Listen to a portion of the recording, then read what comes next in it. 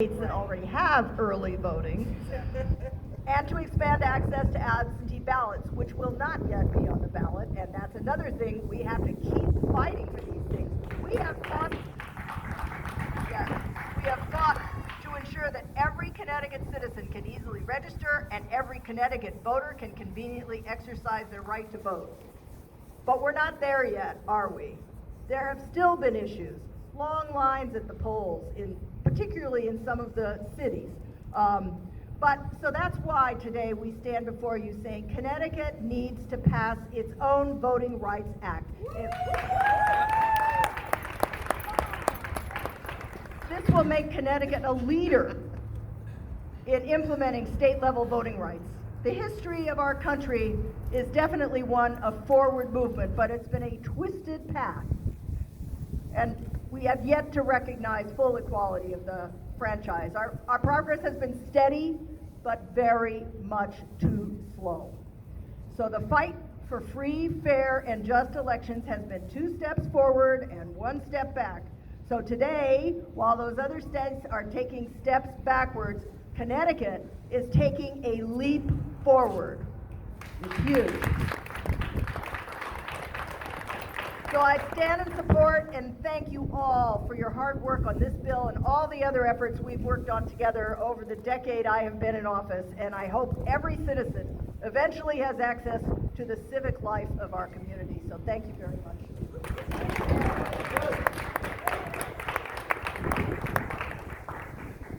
Next, I'd like to introduce Senator Lesser.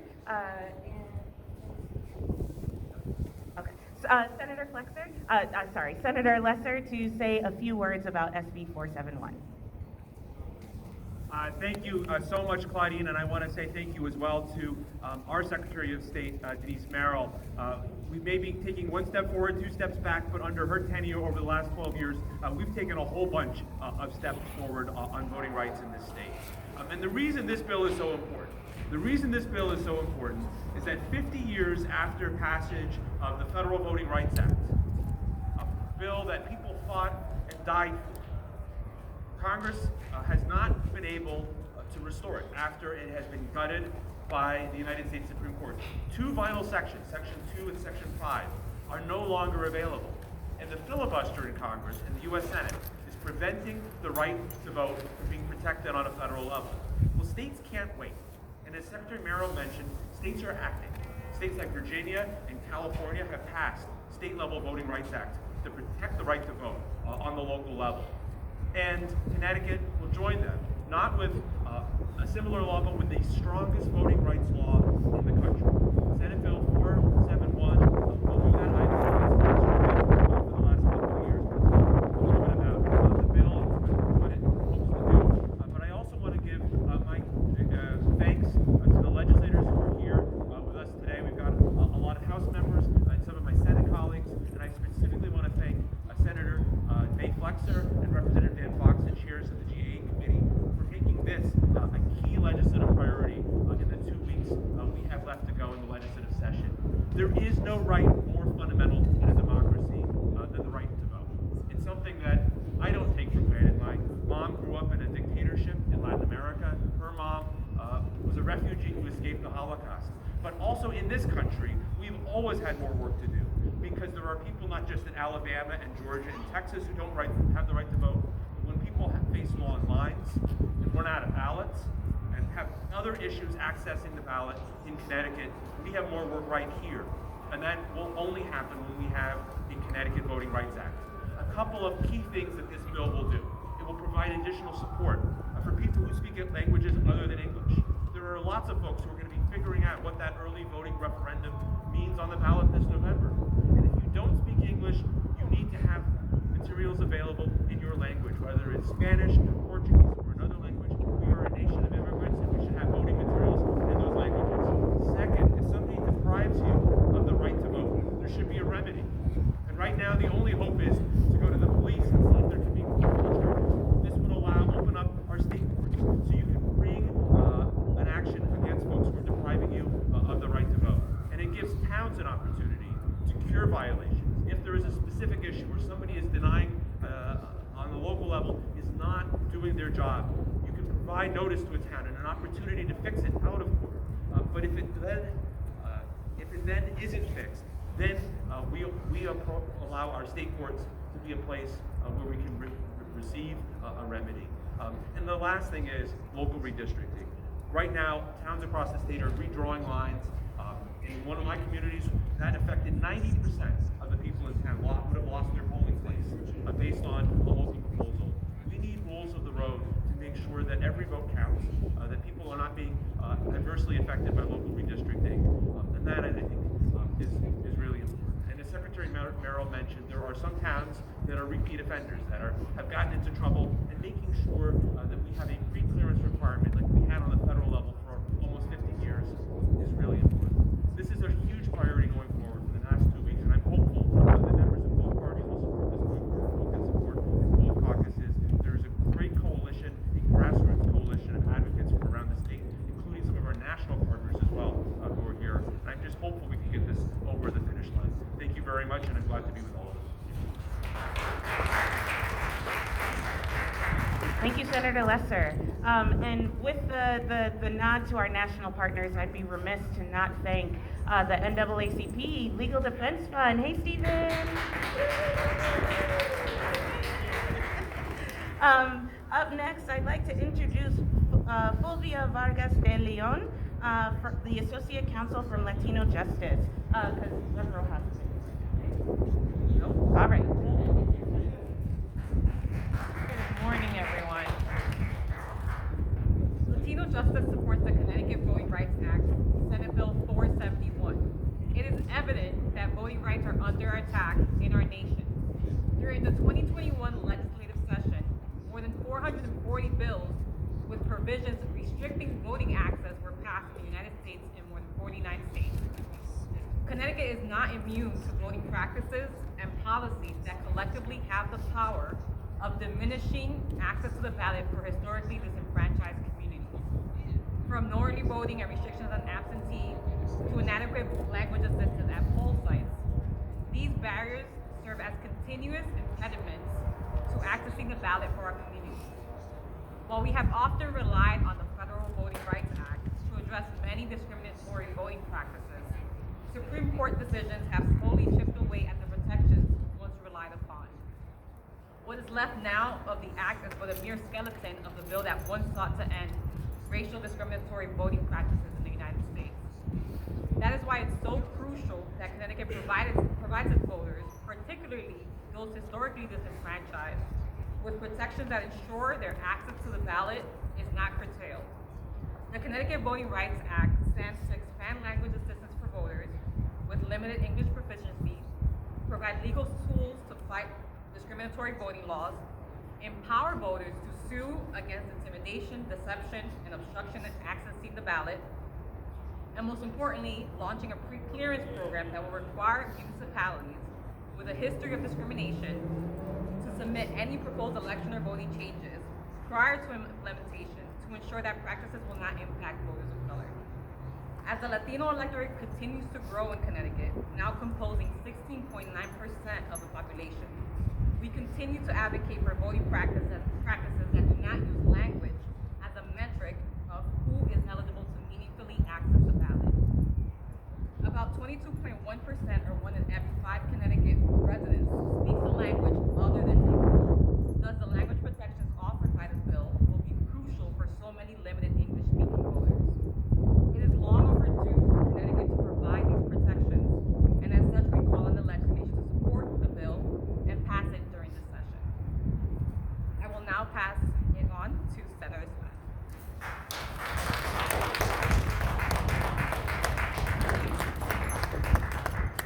Hi everyone, it's great to see everybody out here fighting for democracy.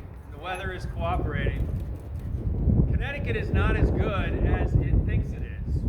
Let me say that again. We are not nearly as good as we think we are when it comes to voting and voting rights. One of the only states in the country without early voting, as we've said. We don't have no excuse absentee ballots. That's ultimately going to be up to the great citizens of Connecticut to decide what's right for them. But right now, it's up to citizen activists, it's up to the legislature to take a giant step forward. You know, the scuttlebutt right now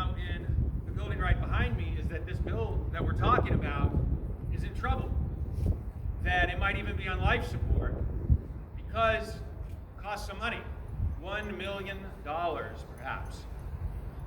$1 million in a biennial budget of more than $40 billion.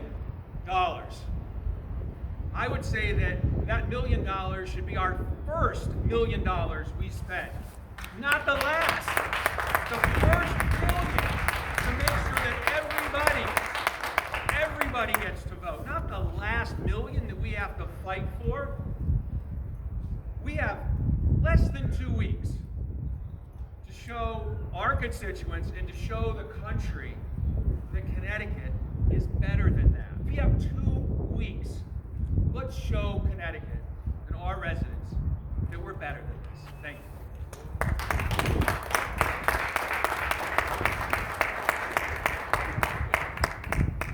And now I'd like to introduce Senator HARTFORD.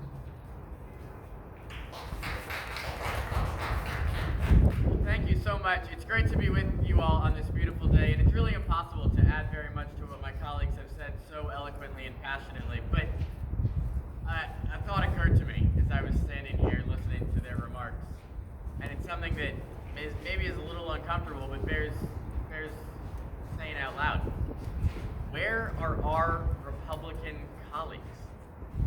Everybody who shows up to work in this building, surely everybody, whether we agree with them or disagree with them on a whole host of issues, surely they believe in the promise of democracy, the fundamental idea that our government works best when more people participate, not fewer. Whether you are a capital D Democrat or a capital R Republican, everybody who shows up to work in this building surely is a lowercase d Democrat. They believe in the idea that every citizen is entitled to weigh in and decide the direction of their government. I was so demoralized in the Government Administration and Elections Committee when this became a partisan bill. And I think in the weeks to come, we have to remind our colleagues on both sides of the aisle that what the Voting Rights Act would do, it wouldn't affect who you vote for. It would make sure that you have a right to vote. And democracy, that lowercase d democracy, the idea that every citizen's voice matters, that's something that we can't take for granted. It's not something that we can just passively appreciate. It's something that we have to continue to fight for each and every day, as generations have done before us, and as all of you are doing today. Thank you so much. As Senator Slapp said, let's get this bill off life support and get it done in the next 2 weeks.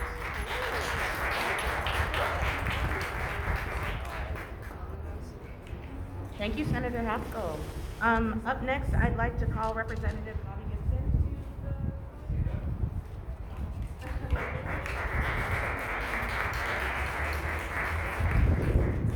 Good morning, everyone. In one of the most powerful countries in the world, the most powerful country in the world, in 2022, we should not have to be here talking about voting rights. We should not have to be up here fighting for people who get up in the morning, who go to work, who take care of their children, who are good citizens, who give back to society, who fight against the same racist ideologies and things that hold them back. We should not have to be talking about defending those who only want to contribute to a society that has not been kind to them. We should not have to do that. The fact that we're here today having to fight for those who would want to just contribute to society, who want to just be a part of the democratic process, is a shame in itself. I stand with my colleagues, and I do represent the and say that enough is enough. 2022, we're still talking about voting rights, expansion of voting, giving people opportunities to voice their concerns, to have a chance to elect those who represent them. Enough is enough, and it has to stop today. Thank you.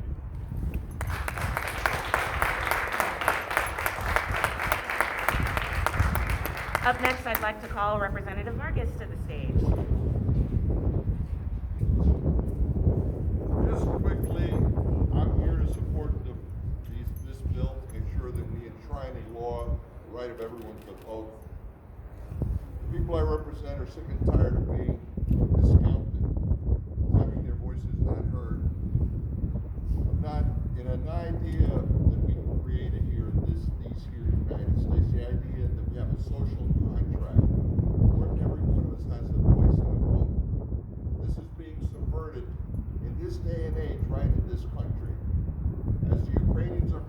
their democracy. We can't let ours slip away. So many states, people are trying to put obstacles in the way of people expressing themselves, trying to discount whole populations of people, considering their voice less than. That is unacceptable in a democracy. Let's get this bill through. Let's make sure this becomes the law of Connecticut and hopefully the law of the land. Thank you. Thank you, Rep. Vargas. Up next, I'd like to call Sherry Quickmeyer to the podium. Sherry is the Executive Director of Common Cause in Connecticut and has a long history of working on voting rights work here in Connecticut. Come on down, Sherry.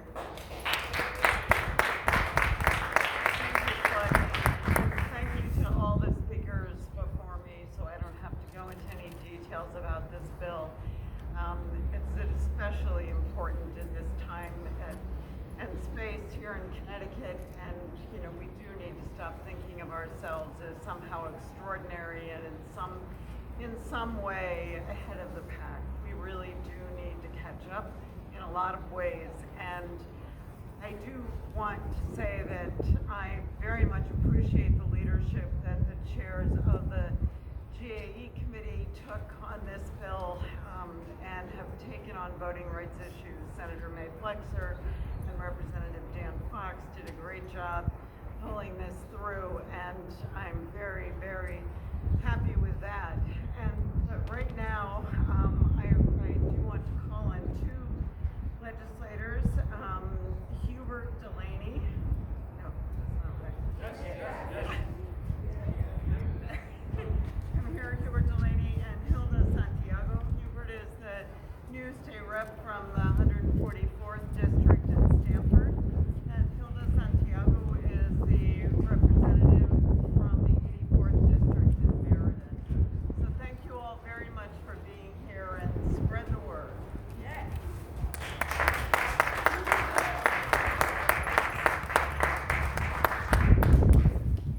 Hello, everybody.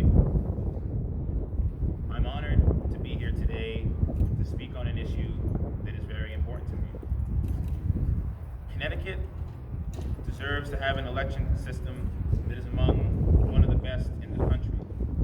Our voters deserve to know that our elections are fair, well-run, efficient, and accurate. And this legislation ensures that we keep it that way. Because disenfranchising a single voter or a single district undermines our democracy. Now, other states have had success enacting similar statewide versions of the Voting Rights Act, and now it is Connecticut's chance to have the opportunity to build on that success. And so all of us are asking all of our colleagues to be able to support this bill, because it would be a win for our democracy. But I have a message. To let those who would seek to undermine and erode the system of elections here in Connecticut be advised that they should look elsewhere.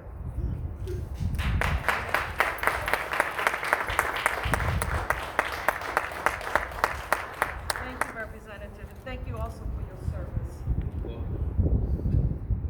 He's a veteran. Okay. So, as you may know, safeguarding and protecting our voting rights has always been a priority of mine. And I am pleased that Connecticut is leading and continues to be a leader in clean elections and protecting the integrity of our elections.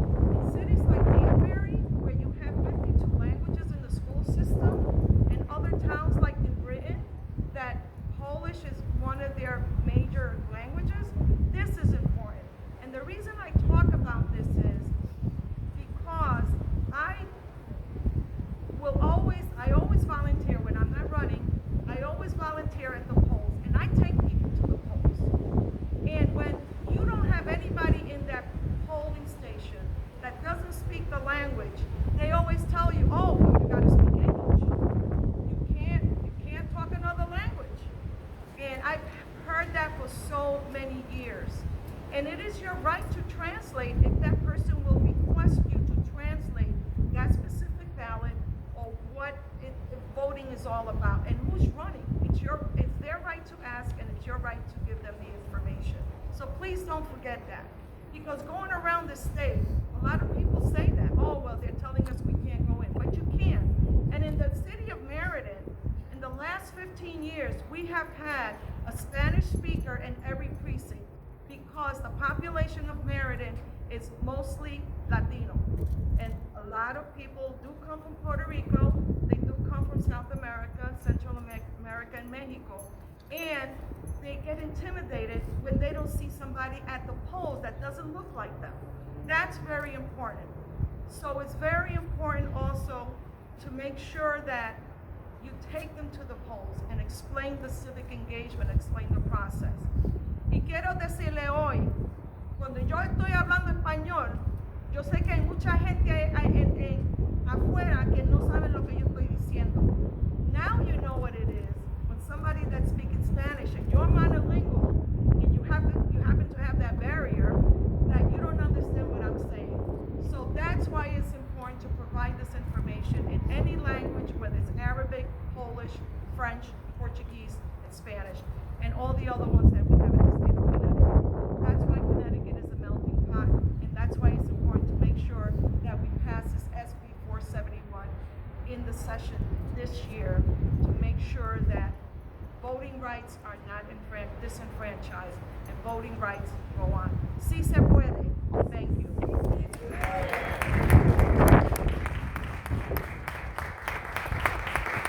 All right, folks. Next, I'd like to call Ingrid Alvarez, the Connecticut State Director of Hispanic Federation. Buenos dias, good morning. Thank you all for being here. My name is Ingrid Alvarez, and I'm the Vice President for Policy for Hispanic Federation. But what I really am is a Latina, a proud Latina who votes in the state. I am a proud member of the rising American electorate. And if we don't know what that is or what we look like, it looks like me. It is black and brown. It is woman. It is multilingual.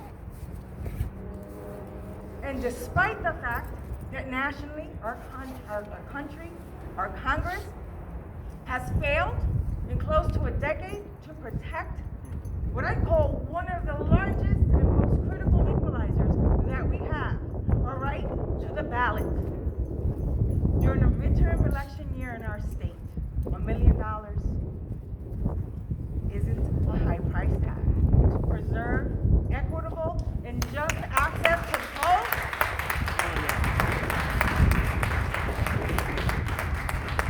It is not a high price tag to ensure that people like me and all of us here today are able to access our right to vote for people that represent us, that look like us, that don't look like us, that are the folks that will sustain our democracy in our state, and the state of Connecticut for $1 million can lead. Can take bold and swift action within the next 2 weeks and make this a reality for us. I have the distinct honor today, as I speak about the rising American electorate in our state, to introduce 2 representatives that embody this. State Representative Corey Paris and State Representative Marion Tam.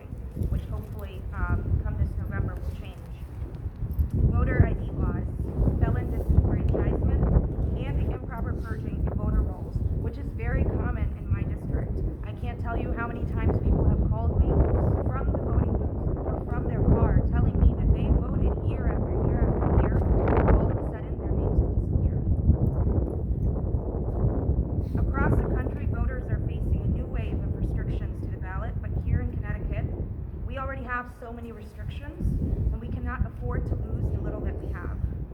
And this bill will create a state-level Voting Rights Act, and it's a good start in the direction that we need to move in, which is to strengthen our voting rights. Language access is essential in ensuring that all voices are heard. We should not, in 2022, be fighting for language access. Connecticut is so rich in the languages that we have. In many schools that I've walked through, you can see that schools provide way more than what we provide at voting booths for parents. Signs are in other languages. I walked through New Britain Public Schools and I saw 3 different language signs just in the hallways of New Britain Public Schools. And so language access is essential, and it should not be something that we should still continue to be fighting for. This bill will create critical and necessary protections against actors that contribute to voter suppression, and I intend to fight for it. Thank you. Good morning. I'm happy to stand here with all of my colleagues and all of the advocates who have worked so hard on this bill. I think talking about the bill and what it hopes to do in order to expand access and freedoms in terms of our democracy is important. I think it's also critical for us to remember from which we've come. And my aunt many years ago gave me, when I first turned 18 and I voted for my first election, gave me a book of essays from folks in the South and across the country during the Civil Rights Movement, right before 1965, that talked about their experiences with voting, what it was like, trying to go to church, and as groups would get together packed in the cars, seeing how many in each car would be able to actually get through to the polls after they had to deal with the vigorous poll taxes and the inaccuracies of the voter rolls and the intimidation. And it was interesting that I didn't necessarily have to deal with those same things at the age of 18, because we had already solved this problem. The marches had already taken place. The fights had already been won, or so we thought. Now we find ourselves more in the trenches, now more than ever, to secure those rights for another generation. We think about this in terms of the policy, but I ask you to think about this in terms of the person, of the individual. My grandmother, who's voted at the same place for the last 40 years, all she's had to do was to go into her voting place, give her address in her name. And so one election a couple years ago, she goes in and they want a valid ID and driver's license and another form of identification, maybe a birth certificate. And if you think about it, a lot of aging populations don't always have those credentials readily available to show. You think about folks in our own districts who can't get to the polls, and they call to get rides, and it's told to them, well, we don't provide rides, or we don't have this information for you. We fight hard to protect the rights of gun owners. We fight hard to protect the rights of tax cuts for the rich. We fight hard to protect all of the things that don't matter to us. And I'll tell you this, they will take our votes from our cold, dead hands, because we are going to fight hard to ensure that democracy is available to each and every one of us, and to all those,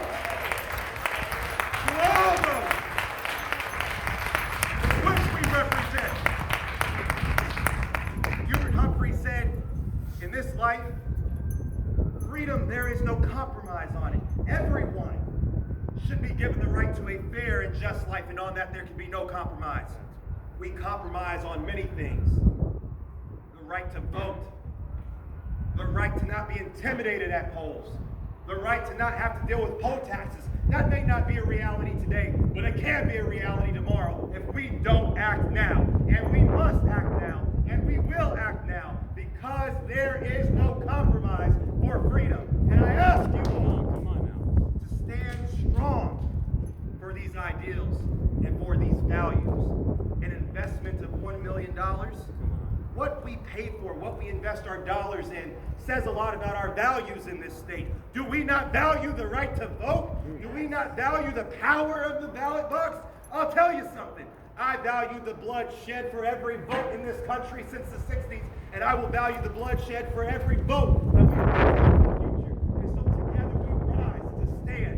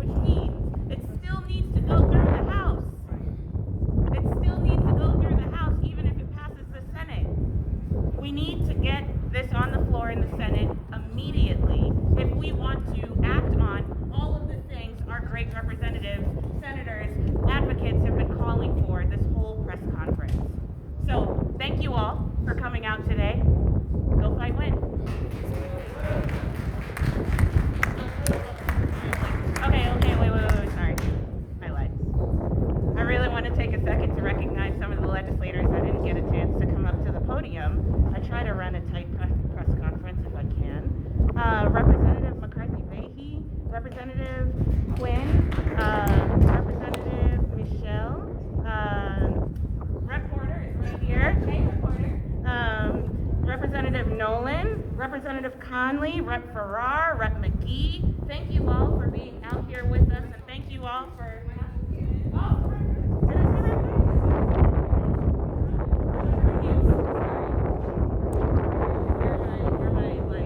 You're my hype person. Sorry. So thank you all for being out here today. Thank you all for the work that you do in this building. Let's wrap it up and go back inside. Thank you.